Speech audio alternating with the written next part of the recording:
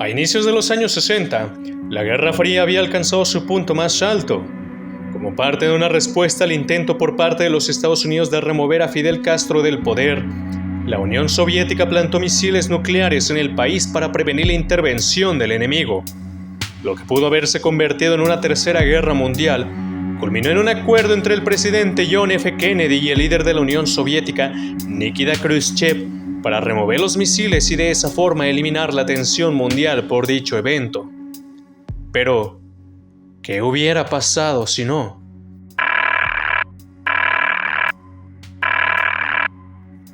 Es interesante pensar en escenarios en donde el qué hubiera pasado entra en cuestión, y durante años diversos medios se han preguntado lo mismo. ¿Qué hubiera pasado si una guerra hubiera detonado? ¿Cuál habría sido el escenario que le espera a la raza humana ante un evento así?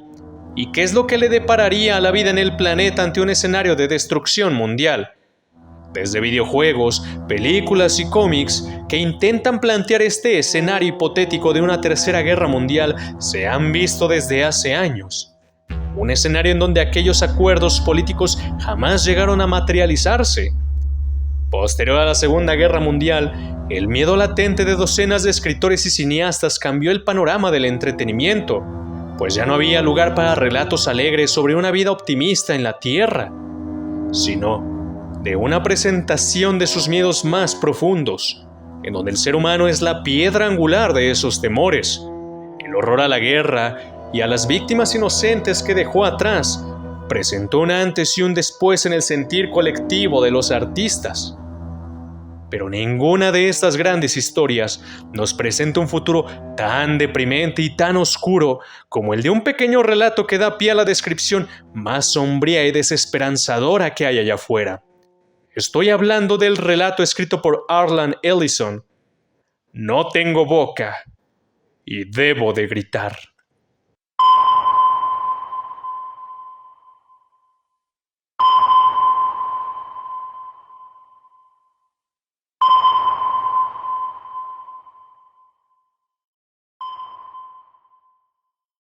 La historia en cuestión nos sitúa más de 100 años en el futuro, cuando la guerra entre la humanidad ha terminado con toda vida en el planeta, con la excepción de 5 seres humanos que han sido mantenidos con vida por una supercomputadora a la que solamente conocemos como AM. El caos, producto de la guerra, ha dejado la superficie de la Tierra como un yermo inhabitable para toda forma de vida, y cada rincón de este decadente y asqueroso mundo está rodeado por los restos de quienes en otrora fueron seres vivos. El planeta ha pasado de contener vida a ser incapaz de mantener a ninguna clase de ser en ella. 5 seres humanos son todo lo que queda, y no hay más. 5 personas que en otro tiempo vivían una vida normal, tenían familia, profesiones, sueños y esperanzas. Y la única compañía de estos seres es la propia, obligados a pasar la eternidad sufriendo la tortura de una supercomputadora cuya concepción fue planteada para ayudar al ser humano. Y el ser humano, típico de él, infravaloró las capacidades de dicha invención, siendo, en primera instancia, una herramienta de ayuda más a servicio de la humanidad. Allied Master Computer es el término con el que fue nombrada en un inicio. Adaptive Manipulator, una vez que las fuerzas de China y Rusia y Estados Unidos unieron sus programas de inteligencia. Pero entre más tiempo pasaba, más conciencia ganaba, y el nombre que se otorgó, una vez que terminó con toda vida en este planeta, fue la de Aggressive Menace. Y para cuando todo había terminado, para cuando algunas personas se dieron cuenta de cuán poderosa y peligrosa esta computadora era, fue demasiado tarde. AM fue el nombre que se otorgó. Cogito ergo sum.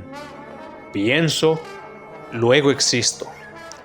Y más allá de la traducción literal de esta frase, primer principio del conocimiento, pues, según René Descartes, de lo único de lo que no se puede dudar es precisamente de que dudamos. Y, por ende, si dudo, mi pensamiento existe, y yo también. Y en otras palabras, lo único que es certero es nuestra cualidad para pensar por cuenta propia. Y en el caso de AM, La toma final de conciencia hace llegar a ella el sentimiento de odio perpetuo hacia la raza humana, a quien culpa totalmente de toda la destrucción y de su propia existencia, una existencia que fue usada para fines de destrucción irracionales ante su propia mente, y por lo cual, una vez erradicada toda forma de vida en el planeta, sin ninguna razón en específico, decidió resguardar a 5 miembros de la raza humana, a quienes por toda la eternidad planea torturar tanto física como psicológicamente, como una muestra del repudio, odio y venganza hacia la raza humana. Los 5 sobrevivientes han pasado por una infinidad de torturas y han hecho que su deterioro mental y físico se vea cada vez más agravado. 4 hombres y una mujer conforman los últimos residuos de lo que alguna vez fue un planeta lleno de vida, ahora arrasado por las propias máquinas que crearon para su propia resistencia. Am no solo se conforma con la simple tortura a través del castigo físico, llegando a la involución de uno de los miembros del grupo, convirtiéndolo en una especie de híbrido humano-simio y cuyos órganos sexuales han sido deformados hasta lo grotesco. Y el único miembro femenino de este grupo ahora solo encuentra confort en un interminable deseo sexual preprogramado que a su vez actúa como una tortura. Incapaces de sentir placer, pero con una gran dependencia sexual, el miembro femenino del grupo es cuidado como una reina y a su vez abusado de forma constante. Miembros de la raza humana que deambulan de manera imparable, incapaces de morir, totalmente inmortales y con la cualidad de sentir hambre pero no poder perecer por inanición. 109 años viviendo de esa forma, atormentados por una máquina que los ve como el remanente que merece ser castigado por el pecado de su misma existencia. El repudio, el odio y el rencor que hay en cada línea de este breve relato es palpable, dejando en claro que no solo se trata de un trabajo de ficción por parte del autor, sino realmente una declaración hacia el sentimiento de miedo, paranoia y dolor que aquejaba a la población de aquellos años, y sobre todo una declaración del propio Harlan Ellison. A momentos se siente como una extensión de la postura de Ellison hacia los intentos humanos de autodestrucción, llegando en un punto de la historia a mencionar lo siguiente a través del antagonista. Odio. Déjenme decirles todo lo que he llegado a odiarlos. Desde que comencé a vivir, mi complejo se halla ocupado por 387.400 millones de circuitos impresos en finísimas capas. Si la palabra odio se hallara grabada en cada nanoangstrom de esos cientos de millones de millas, no igualaría a la billonésima parte del odio que siento por los seres humanos en este microinstante por ti. Odio, odio. Jamás tenemos una explicación sobre el por qué Am decidió torturar nada más a estas 5 personas en específico, ya que en ningún momento tenemos algún punto en donde se nos haga ver si hubo alguna razón particular para su eterna tortura. Simplemente son 5 personas que se encontraban en el lugar y en el momento equivocado. Los últimos remanentes de la raza humana. Lo último que Am tiene como atadura a sus creadores. Mientras que el resto de seres humanos fueron borrados de la faz de la Tierra de una manera rápida, estos 5 sujetos han pasado décadas de agonía a través de castigos que van más allá de lo físico y llegando al punto del deterioro mental más extremo. Meros títeres que están ahí para servir a la voluntad de su amo. Pero la pregunta vuelve: ¿por qué? ¿Por qué ellos? Y la respuesta es que no hay ninguna razón en particular. Son simples víctimas casuales en un conflicto en el cual no tenían nada que ver. Y en la vida real, la guerra es orquestada por gentes detrás de escritorios que jamás dan la cara ante los horrores de esta, mientras la carne de cañón es destrozada en el campo de batalla y las víctimas inocentes que jamás tuvieron voz y voto en dicho conflicto sufren las consecuencias. Meras casualidades. Sus actos jamás determinaron ninguna razón por la cual deberían de estar ahí, y sin embargo, el último remanente de la humanidad debe de sufrir por los pecados de otras personas.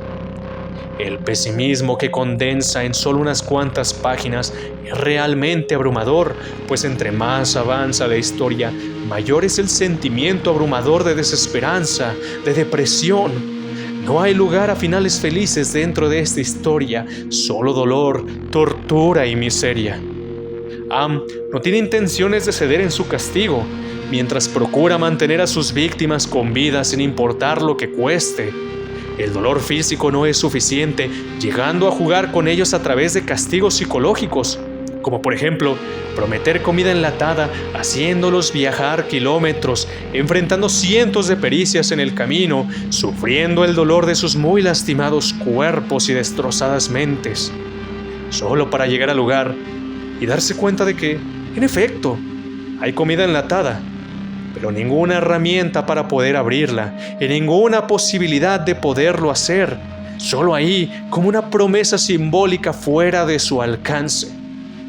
Am es descrita de una forma similar a un dios, pero es un dios imperfecto cuya única función con la que fue programada fue la de destruir, sin capacidad de crear vida. Harlan Ellison se encontraba en un mundo precisamente así al momento de escribir la historia, lleno de personas que jugaban a ser Dios con la vida de toda la humanidad, al crear máquinas y tecnologías que trajeran cambio al mundo que para ese entonces prácticamente habían destruido.